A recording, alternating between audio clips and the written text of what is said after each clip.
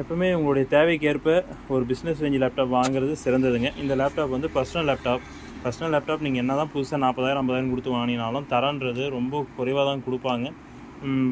நீங்கள் i5ல வாங்குகிறேன் i7ல வாங்குறது பெருசு கிடையாது, எவ்வளோ ஜென்ரேஷன் லேட்டஸ்ட்டில் வாங்குறீங்கன்னு பெருசு கிடையாது, என்ன தரத்தில் வாங்குறது தான் இம்பார்ட்டன்ட். எப்பவுமே ஒரு தரமான லேப்டாப் வாங்கினா பிஸ்னஸ் ரேஞ்ச் லேப்டாப் வாங்குங்க. அது HP, டெல், லெனோவோ எதுவாக இருந்தாலும் சரி. இது பர்சனல் லேப்டாப். அது மட்டும் இல்லை, எந்த லேப்டாப் வந்தாலும் மெயின்டெனன்ஸ் வந்து ரொம்ப அவசியங்க. இது மெயின்டெனன்ஸே இல்லாமல் இந்த லாக் எல்லாம் கட்டாயி தனியாக வந்துட்டு இருக்குது பாருங்கள்.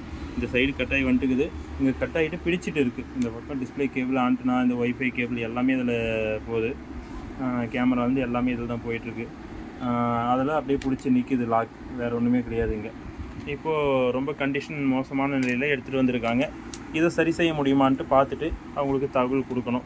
இதை ஏன் நான் அப்டேட் பண்ணுறேன்னா, உங்கள் லேப்டாப் சர்வீஸ் மெயின்டைன் பண்ணாமல் இருக்கீங்க, சிறு பழுதுகள் முன்கூட்டியே தவிர்க்கிறதுக்கு சர்வீஸ் மெயின்டைன் பண்ணுங்கள்.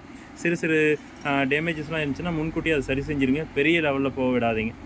அடுத்த காணொலியில் சந்திக்கலாம். வீடியோ பிடிச்சிருந்தால் லைக் பண்ணுங்கள். நன்றி.